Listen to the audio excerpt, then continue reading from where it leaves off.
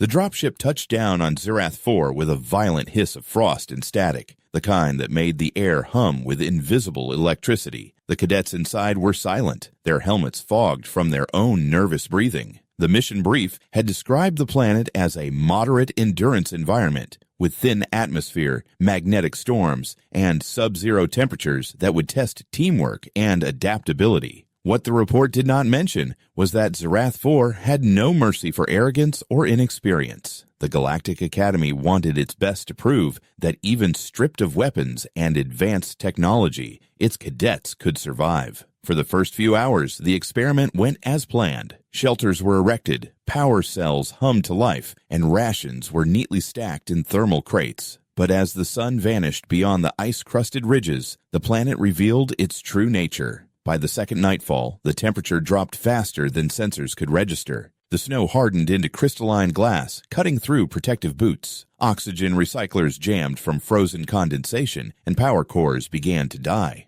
The air was heavy with the sound of fracturing metal, an unnatural chorus of snapping and cracking that echoed through the encampment. Every few minutes, something broke. The first to shatter were the alloy shovels, designed to dig through anything except the planet's cruel frost. Then the knives, forged from expensive titanium composites, snapped clean in half when someone tried to carve through frozen food packs. Panic began to creep in, soft at first, like a whisper behind every movement. Evan Cross, the only human among the group, stood apart from the chaos. He watched as alien cadets, creatures of scales, feathers, and pale skin, scrambled to keep their shelters upright. The Zerachians, cold-blooded reptilians from the equatorial world of Zerath, were already slowing down, their bodies shutting down to conserve heat. The Mirath, delicate bird-like scholars, huddled together, their translucent feathers brittle and coated in frost. Others cursed in a dozen different languages as their technology failed them. Evan's breath hung in front of him in a thick white fog, the only visible proof that he was still alive. His gloves were stiff, his fingertips numb, and his thoughts came slower with every gust of wind. But even as fear spread like infection through the group, he stayed still, watching. The instructors had told them this would be a survival exercise, limited tools, no outside assistance for 10 planetary days. But this wasn't training anymore. It was collapse. The environmental monitors on each wristpiece began flashing red before freezing entirely, displaying a single digit, -81. The number burned itself into Evan's mind. Nothing built for comfort could function here. Even the reinforced shelters built from high-density polymer began to creak under the strain.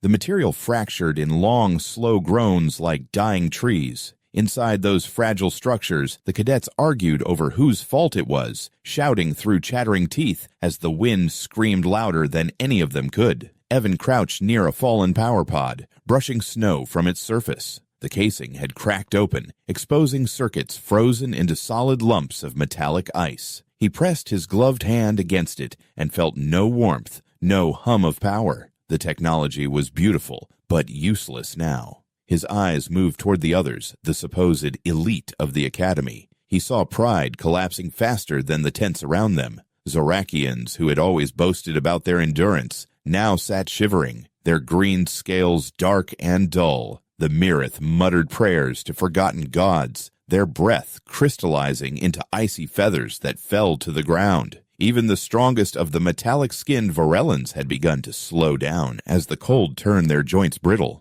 For all their advanced physiology and cybernetic enhancements, none of them knew how to fight nature without their machines. The human didn't have superior strength, armor, or metabolism. What he had was a mind that refused to stop thinking. He remembered his father's voice, distant but clear, from a cabin back on Earth where winters were harsh but not cruel. "Cold isn't an enemy," his father had said once, shaping a blade by hand.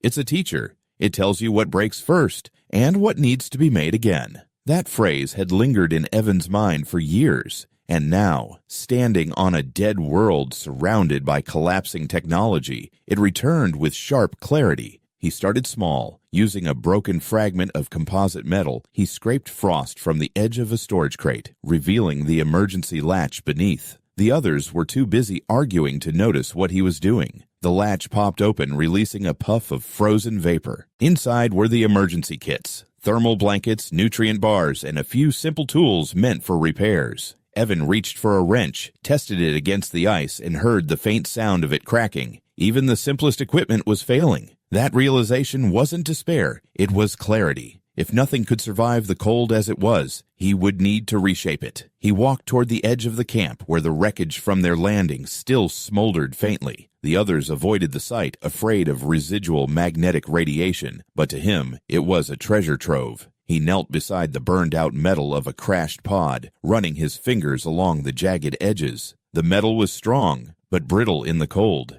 It needed heat, not from technology, but from fire. The problem was, fire barely existed here. Oxygen levels were too low to sustain combustion, and the atmosphere carried mineral dust that choked out flame. Yet he knew that inside every power pod were small oxygen scrubbers meant to recycle air. If those could be removed and modified, they might fuel something greater. He began dismantling the wreckage, ignoring the sting in his fingers and the numbness creeping up his arms. Each movement was mechanical, deliberate. The alien cadets stared from their shelters, confused at first, then amused. One of the Zorakians laughed, his voice hoarse from the cold. "Human madness," he said. "He plays with dead machines." Evan didn't respond. He kept pulling fragments, sorting them by texture and color. Light alloys here, dense composites there. His breath quickened from the effort, his visor fogging with sweat despite the chill. When he finally paused, he had a small pile of raw material, more valuable than gold in this frozen wasteland. As night fell again, the world grew silent except for the wind. The sky shimmered with magnetic light, ribbons of violet and green flickering across the horizon like the heartbeat of the planet itself. Inside the fractured shelters, the cadets tried to sleep. Evan didn't. He sat beside his collection of broken metal and dead circuits, staring into the dark. Every sound in the distance, the crack of ice, the moan of the wind, felt like a warning. But beneath it all, there was a deeper sound, almost imperceptible, the slow expansion and contraction of the ground itself, like the breath of something ancient. It reminded him that life, in any form, adapts or dies. He looked down at the fractured tools in his hands. The shards glimmered faintly in the light of the aurora. He could already imagine their new shapes. Blades, hooks, needles, tools that could be reforged by heat and purpose rather than design. But for that, he would need fire. And for fire, he would need something the others had long forgotten: patience. Evan lifted his gaze toward the horizon, where the aurora faded into black. The storm clouds were gathering again, the wind sharpening like razors. The camp wouldn't survive another night like this. He knew it. Machines would continue to fail. Morale would collapse. The alien cadets would turn on each other or freeze in silence. But he also knew one truth that no frost could erase. Humans had always learned best when everything else broke. When he finally stood, his knees stiff and heavy, he made a silent vow. He would not die on this world surrounded by broken tools. He would make new ones, even if it meant burning through his last breath to do it. As he turned toward the camp, the wind howled louder, carrying snow and shards of ice that stung his face. He smiled despite the pain. The others saw him walking through the storm, hunched but unbroken, his silhouette outlined by the faint light of the shattered sky. To them, it looked like desperation. To him, it was the beginning of creation. The wind had calmed by dawn, but the silence that followed felt heavier than the storm itself. The air was brittle, and every breath came out in sharp bursts of white vapor. The camp no longer looked like a training site. It looked like the aftermath of a crash. Broken shelters half buried in ice, tools scattered across the snow, and the faint smell of frozen fuel hung in the stillness. Evan Cross stood in the middle of it, his body aching from exhaustion, but his mind alive with one thought. He needed fire. Not the weak, flickering kind that humans used for comfort, but something that could melt metal and turn this frozen graveyard into a workshop. He walked toward the wreckage again, his boots crunching through frost that cracked like thin glass. Every step made his muscles protest. His gloves had stiffened overnight, and the cold had bitten through the seams. But he kept moving, guided by instinct rather than hope. Somewhere inside that twisted wreck of alloy and circuitry,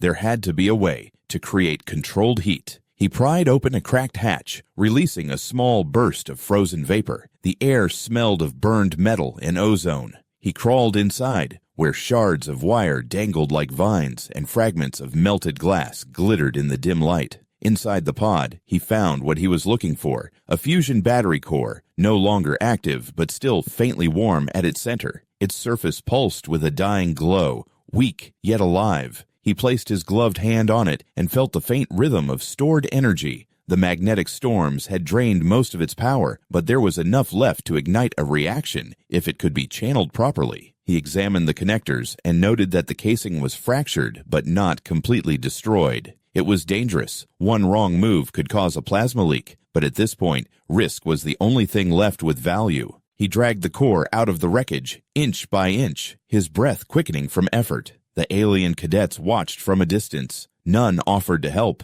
The Zorakians, conserving their strength, had begun building a shallow pit for shelter using their claws. The Mirath sat quietly, wings wrapped around their bodies, eyes dim from exhaustion. A few of the metallic-skinned Varellans observed Evan with detached curiosity, whispering to one another in low mechanical tones. To them, he looked like an animal moving with no logic. But there was logic, just not one they could see. When he reached the open space near the supply crates, Evan began clearing the snow with his hands. The motion was slow but deliberate, and soon a circle of bare ground appeared, hard, dark rock beneath the white crust. He arranged chunks of metal in a ring, building a crude basin. Then he set the fractured fusion battery in the center and began adjusting the flow of the auxiliary conduits. His mind worked methodically, recalling half-remembered principles from his engineering classes. Energy is lazy, his instructor had said once. It always takes the easiest path. Make sure the path you give it leads somewhere useful.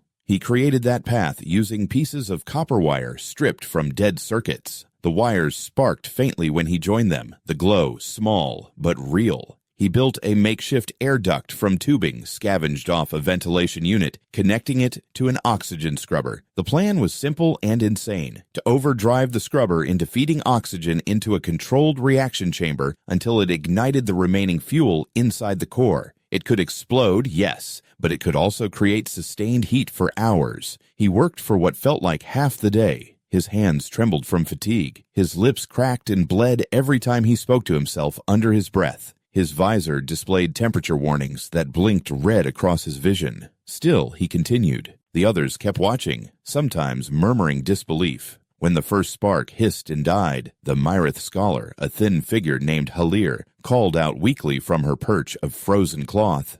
"You are wasting your strength, human. Nothing burns here." Evan didn't answer. He adjusted the tubing, tightened the clamps, and tried again. The second spark was stronger. The third lit a brief flicker of blue flame that danced for only a moment before vanishing.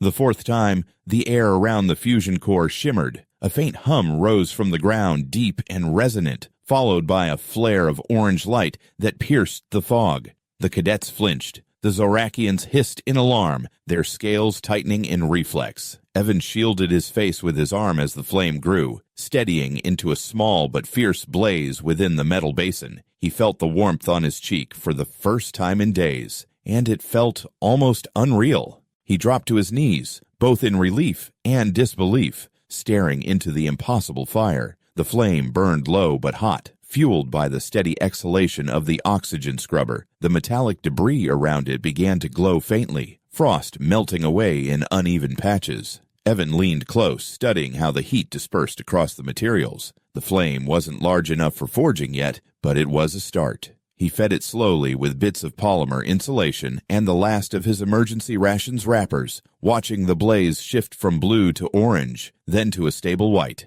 It was more than warmth. It was control. For the first time, the other cadets began to move toward him. Halir approached cautiously, feathers trembling in the rising heat. "You made fire. Here," she said, disbelief woven into every word. Her black eyes reflected the light, wide and shimmering. Evan didn't respond with pride or words of triumph. He simply nodded and began feeding more fuel into the base. The warmth spread outward, cutting through the deathly chill that had gripped them all. The Zerachians, whose blood had slowed almost to paralysis, crawled closer, basking in the heat like cold-blooded reptiles under a desert sun. Hours passed as the fire roared, fed carefully by the human's improvised system. He used pieces of broken alloy to shape a simple pan for melting frost into water. The others stared in silence as he poured the first trickle of liquid into a cracked thermal cup. The moment he lifted it to his lips, it steamed faintly, carrying the scent of metal and life. He drank, then passed the cup to the nearest Zerachian, who hesitated before taking it.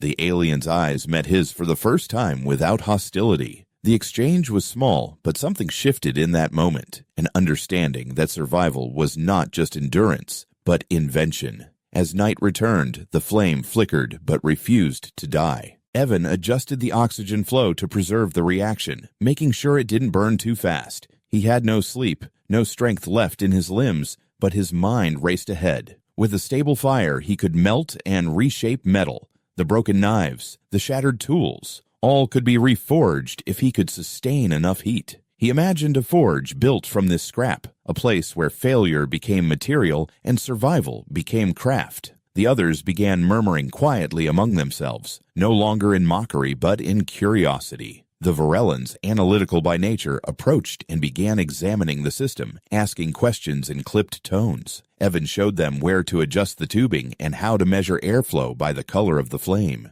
The Mirith offered him thin strips of cloth soaked in oil from their kits to help maintain combustion. Even the Zerachians, once too proud to take orders from anyone not of their kind, now worked beside him, lifting pieces of heavy metal with their strong arms to reinforce the basin. By the time the aurora returned to the sky, the camp had changed. The fire's glow painted their faces in gold and red, melting the frost that had clung to their clothes. The cold was still there, biting, ever present, but it no longer felt invincible. The aliens sat close together, silent but awake, as if afraid to blink and lose the light. Evan sat at the center of it all, his back straight, eyes fixed on the flame that he had coaxed into life. He thought of Earth for the first time in weeks, the smell of smoke, the warmth of a real hearth, his father's hands shaping iron over fire. The memory didn't bring comfort, it brought focus. He looked at the small collection of broken tools beside him and knew what had to come next. He would rebuild everything from the ruins, the knives, the hooks, the drills, each one forged by hand. This was no longer about passing a test. It was about proving that adaptability could outlive any machine. The galaxy measured power in technology, in precision and automation, but humans had always measured it in will. As the fire burned through the long night, the cadets who had once dismissed him now watched with quiet respect. No one spoke. The flame did the talking, its steady crackle filling the void where despair had once lived. Evan sat unmoving, his eyes reflecting the dance of light, already planning his next step. He would need a way to channel the heat, to create a focused point of fusion for melting metal. It would take time, and it would take strength he barely had left. But he no longer cared about exhaustion. When dawn came again, the flame was still alive. It smoked softly, surrounded by a ring of melted snow and steam. Evan smiled faintly as he reached out and warmed his hands above it. Against the endless cold of Zerath 4, the human had done the unthinkable. He had built a heart that could burn. The third dawn on Zerath 4 arrived without sunlight. The sky was a bruised gray, and the air felt heavier than before, pressing down on every movement like a weight. The camp was quiet except for the rhythmic hiss of steam escaping from the crude forge that Evan Cross had built the night before. The once dead oxygen scrubber now pumped faint breaths of life into the flame, and the basin glowed faintly from within, radiating a fragile warmth that pushed back the frost for several meters in every direction. Around it, the alien cadets had gathered in silence. None of them spoke, but their eyes followed every motion the human made. Evan sat near the edge of the forge, his back straight despite exhaustion. His face was pale and streaked with soot, his eyes sharp and restless. The heat had cracked his lips, and his gloves were torn from constant handling of jagged metal. But he didn't care about comfort anymore. He had found rhythm in the work, movement, heat, and transformation. The night had been long, but now came the part he had been waiting for. It was time to create. He began sorting the metal fragments he had scavenged from the wreckage. Each piece told a story. some warped by heat, others shattered from impact, others still intact but frozen stiff. He tapped each one against the ground, listening to the tone it made, searching for strength hidden beneath corrosion. The cadets watched in silence as he built small piles according to the sound. Low tones for dense alloys, high ones for flexible metals. The Varellan engineer among them, a tall figure with pale metallic skin, crouched beside him and tilted his head in curiosity. "You hear the metal?" he asked in his mechanical accent. Evan nodded. "You can't see strength," he replied quietly. "You have to listen for it." The others did not understand at first, but the Varellan stayed beside him, handing him pieces when he asked. The process was slow and deliberate. Once he had enough, Evan placed the chosen fragments into the center of the forge, letting them heat until they glowed red. The flame licked the air greedily, and the oxygen hissed louder. He lifted the glowing metal with a makeshift pair of tongs, 2 long rods bent and fastened together, and placed it onto a flat slab of rock that served as his anvil. With no hammer, he used a heavy metal rod, striking the hot alloy in a steady rhythm. The sound echoed across the camp like the heartbeat of a living thing. Clang, pause, hiss, clang again. Each strike sent sparks into the air, briefly illuminating the faces of the onlookers. The Zorakians flinched at every burst of light, unused to such raw violence of creation. The Mirith scholar, Halir, stood motionless, her wings drawn close to her body. She had never seen a being shape matter this way, with nothing but strength and stubbornness. For most of the galaxy, creation was mechanical, automated, and sterile. Machines printed tools in seconds. But this was primal. Each blow of the rod carried intention, each spark a fragment of defiance. Hours passed, marked only by the slow turning of the forge's glow from red to white. Evan's shoulders burned, his arms ached, but he didn't stop. When he finally quenched the glowing blade in a basin of melted snow, a sharp hiss erupted, followed by a thin cloud of steam that rose into the gray sky. He lifted the piece of metal with both hands, holding it up to the dim light. It was rough, uneven, and imperfect, but it was solid. A knife, born from wreckage. The edges were not smooth, yet they reflected the faintest shimmer of life. He turned it in his hands, running his thumb along the surface. For the first time in days, he allowed himself a small smile. "It will cut," he whispered. Then, looking up at the silent cadets, he added louder, "And it will save lives." He placed the knife gently on the stone beside him and began preparing more fragments for the next creation. The others began to move closer, curiosity overcoming hesitation. One of the Zorakians, a broad-shouldered male named Korvac, crouched beside him, studying the crude blade. His breath fogged the air as he spoke. "You made this with your hands." "No machine." Evan nodded. "No machine, just heat, patience, and something to hit it with." Korvac's eyes gleamed faintly. "Teach me." That single request shifted the atmosphere of the entire camp. Until then, the aliens had treated him as an anomaly, a strange human doing strange things. But now, they saw value. Evan didn't answer immediately. He studied Korvac for a moment, then motioned for him to come closer. Together, they placed new fragments into the forge. Evan guided the alien's movements, showing him how to wait until the metal sang with heat before striking. Korvac's first blows were clumsy, uneven, and too strong, scattering sparks dangerously close to his face. Evan stopped him with a raised hand. "Don't fight it," he said. "Shape it. You're not breaking the metal, you're teaching it where to go." As the Zorakian adjusted his rhythm, others gathered around. Soon the Varellan brought another set of rods to help, and Halir started gathering scraps for more handles. The work became communal, the air filled with the sound of strikes and hissing steam. What had begun as one human's desperate act of survival turned into collaboration. By the time the sun would have set, if Zerath 4 had one, the camp had changed again. Beside the forge lay a growing pile of tools, knives, hooks, pins, and even a crude spear tip.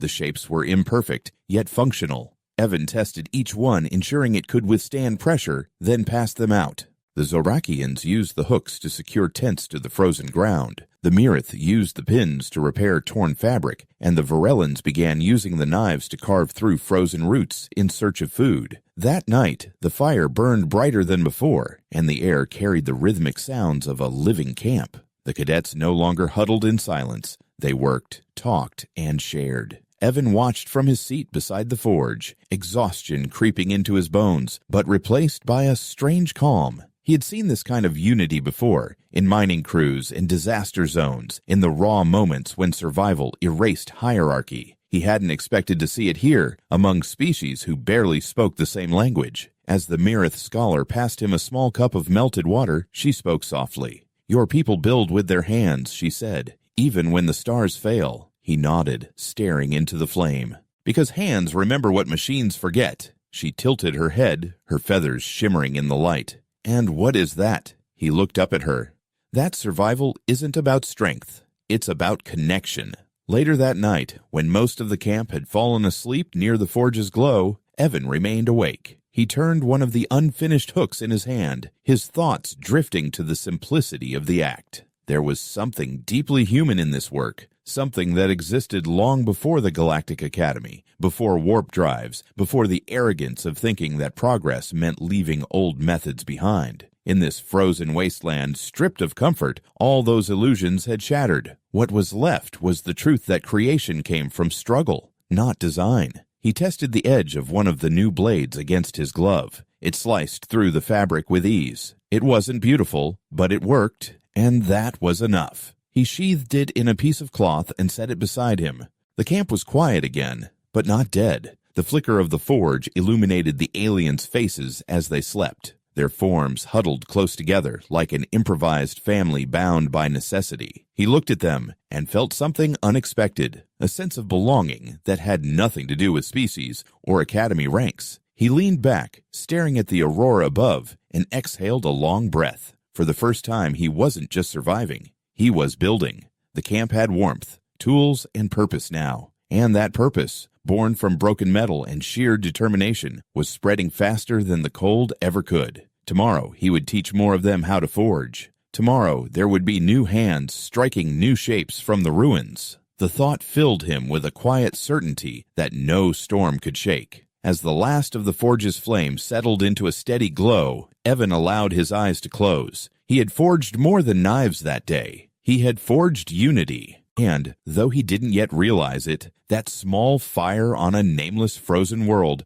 would be remembered long after the galaxy forgot every test and trial the Academy had ever designed. The wind began to rise again before dawn, carrying with it the low, distant rumble of an approaching magnetic storm. The aurora above the horizon flickered in unnatural pulses, glowing in shades of violet and blood red, a warning from the planet itself. Evan Cross was already awake, sitting by the dim coals of the forge that had burned through the night. He could feel the static electricity in the air prickling against his skin, even through the thick fabric of his jacket. His instincts told him that this storm would be worse than the last. The faint hiss in the atmosphere, the sound that came before the lightning, made his heart beat faster. He looked around the camp, where the alien cadets still slept huddled near the fading heat. For a moment, he considered waking them, but he hesitated. They needed rest. And yet, rest would soon be a luxury none of them could afford. He stood and began reinforcing the forge structure. The small basin that had been their heart of warmth now glowed only faintly, but to him,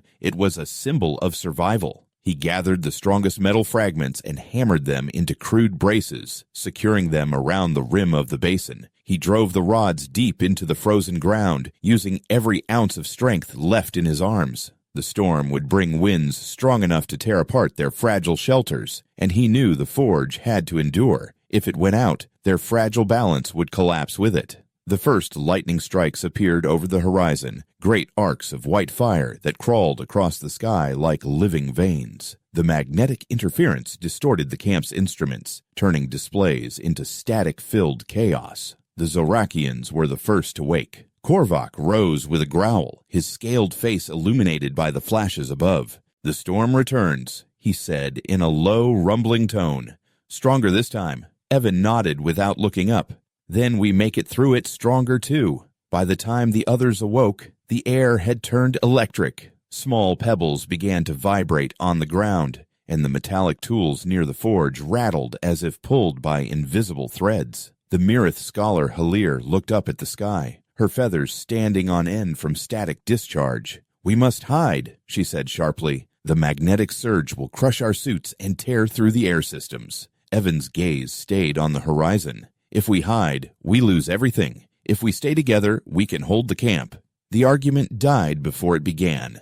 There was no time for debate. The wind struck with sudden fury, howling through the valley like a scream. The shelters twisted violently, their polymer walls straining against the storm. Snow and shards of ice lifted into the air, blinding anyone who stepped too far from the forge. The temperature dropped so rapidly that Evan felt his breath freezing against the inside of his helmet. The fire fought back, crackling weakly, its orange glow flickering against the darkness. He moved quickly, shouting over the storm, "Secure the tents with hooks! Anchor them to the ground, now!" Korvac and his fellow Zorakians obeyed immediately, driving the handmade hooks into the ice, their claws gripping the ropes with desperate precision. The Varellans rushed to stabilize the oxygen scrubber that fed the forge, shielding it from the debris. Halir spread her wings wide to block the falling shards from hitting the Mirith cluster near the central shelter. For the first time, every cadet worked as one, driven by instinct rather than hierarchy. Evan sprinted through the chaos, dragging broken poles and lengths of cable to reinforce the main structure. Each step was a battle against the wind that threatened to throw him off balance. The snow cut into his exposed skin like glass, and the sound of cracking metal filled the air. The forge's fire dimmed again, nearly smothered by the gusts, but he refused to let it die. He crouched beside it, shielding the flame with his body while he adjusted the oxygen flow. Sparks bit at his arms, leaving black marks across his sleeves, but he ignored the pain. "Hold steady," he muttered through gritted teeth, as if speaking to the fire itself. "You don't die until I say you do." Then came the magnetic pulse. It struck like a physical blow, shaking the ground and sending a visible wave through the air. The camp's remaining electronics exploded in a shower of sparks. The alien cadets screamed as their suit displays went dark. The sky flashed white, and for a moment it was as if the world itself had turned inside out. Evan was thrown backward, landing hard in the snow, his vision filled with blinding light. His ears rang, and he could taste metal on his tongue. When the light faded, he struggled to his feet, dizzy but alive. The fire had nearly gone out, reduced to a smoldering ember beneath a thin layer of ash. He staggered forward, clawing through the debris with his bare hands. His gloves had burned away at the fingertips, and the cold bit into his skin like knives. But he found it, the faint glow of orange buried under the gray. He cupped his hands around it, breathing on it, protecting it as if it were alive. "Come on," he whispered hoarsely. "Don't quit on me." He fed it a scrap of cloth soaked in fuel, then another, then a strip of polymer insulation. The ember caught, hesitated, then burst into flame once more. The fire roared weakly back to life, defying the storm that surrounded it. When the others saw the glow return, something changed in their eyes. The fear began to fade, replaced by determination. Korvac roared into the wind, rallying his companions to hold the ropes tighter. The Mirith sang a strange rhythmic chant that echoed through the storm, a sound meant to keep minds steady under chaos. The Varellans worked side by side with Evan, using the broken metal sheets to build a wind barrier around the forge. Every motion became an act of defiance against the planet itself. Hours blurred into one another, marked only by flashes of lightning and the roar of the wind. Evan's body ached beyond measure, but he kept moving. He guided each group with quiet urgency, shouting directions when the storm grew too loud to hear. At one point, Halir stumbled near the forge, her feathers coated in ice. Evan caught her before she fell and dragged her back to the shelter. She looked up at him, shivering, her breath trembling. "You're mad," she said weakly. "No one fights a planet." He gave a faint smile through cracked lips. "Someone has to." The storm lasted longer than any of them expected. By the time the winds began to fade, the horizon was invisible behind a wall of dust and snow. The camp was unrecognizable, half buried, twisted, and scarred, but it still stood. The fire was still burning, smaller now, but alive. Evan collapsed beside it, every muscle in his body screaming in protest. His hands were blistered, his face streaked with soot, but he felt something fierce inside him, a satisfaction that went beyond survival. He looked around at the others, each one exhausted but standing. The Zorakian scales were dull and cracked, the Mirith's wings torn, the Varellan's armor dented and scorched. Yet none of them had fallen. For the first time, there were no separate species in that camp. There was only one group, one unit forged in fire and ice. The cadets stood shoulder to shoulder, their eyes reflecting the same stubborn light that burned in the forge. When Korvac approached and set his heavy clawed hand on Evan's shoulder, it was not a gesture of superiority, but of respect. "You kept the flame alive," he said quietly. Evan shook his head. "We all did." Halir stepped forward, her feathers singed but her gaze steady. "You led us," she said softly. "Without you, the fire would have died. And with it, so would we." Evan met her gaze, the wind still tugging faintly at their clothes. "I didn't lead," he said. "I just refused to stop." The storm finally broke, leaving the camp bathed in eerie stillness. The air was sharp and cold, but for the first time it felt bearable. The aurora above glowed in soft blue hues, washing the snow in a light that almost looked peaceful. The cadets began to repair what they could, moving with quiet precision. There was no more shouting, no more fear, only purpose. Evan sat beside the forge and watched them work, the faint smile returning to his face. The fire crackled beside him, steady and loyal. That night, as the camp settled under a fractured sky, he stared into the flame and thought about what they had accomplished. He had come to this frozen world expecting to prove endurance, but instead, he had found unity, something stronger than metal and more enduring than fire. The storm had tested every weakness they had, and yet it had forged them into something unbreakable. When sleep finally claimed him, he didn't dream of earth or warmth. He dreamed of light, flickering, fragile, but eternal. The kind of light that begins in one pair of hands and spreads to many until it becomes something that even a storm cannot destroy. When morning came, the storm was gone, but its memory remained carved into the landscape. The camp stood like a scar on the ice, half buried, torn apart, but alive. The air was unnaturally still, as if the world itself was holding its breath. Evan Cross rose slowly from where he had slept beside the dying forge, his body stiff and bruised, his mind still half lost in exhaustion. The light filtering through the gray clouds had a faint golden hue, something he hadn't seen since landing on Zerath 4. It was not warmth, but it was promise. The embers in the basin flickered weakly, yet refused to die. He reached out and stirred them with a metal rod, watching as faint sparks rose and vanished into the frozen air. He whispered quietly, "You're still with me," and smiled. Around him, the alien cadets began to wake, one by one. The Zerachians stretched their scaled limbs, the Zerath unfolded their fragile wings, and the Varellans flexed their mechanical joints that had nearly frozen solid during the night. No one spoke for a long time. There was nothing left to say, only the quiet realization that they had survived something that should have killed them. The planet had tested everything they were, and yet they were still standing. Evan watched them, his chest tightening with something between pride and disbelief. He had seen men and women crumble under less back on Earth. These beings, so different in shape, sound, and soul, had endured together. Korvac approached first, his movements slower than usual. His armor plates were cracked and dull, and his breath came out in low, smoky bursts. He stood beside Evan and looked at the forge. "It lives," he said, his voice rough. Evan nodded. "So do we." The Zerachian turned his head, his slitted eyes narrowing in something that looked like amusement. "You fought the sky itself," he said. "No one does that." Evan gave a faint shrug. Someone had to keep the fire burning. Soon, the others joined them. The Zerath scholar Halir carried a small bundle of cloth, her feathers still singed from the storm. She opened the bundle carefully and revealed a collection of items, the knives, hooks, and tools they had made before the storm. Each one was battered and scorched, yet still usable. "They survived," she said softly, almost in awe. Evan looked at the tools, his heart filling with quiet satisfaction. "Then so did the lesson," he said. She tilted her head, her black eyes glinting.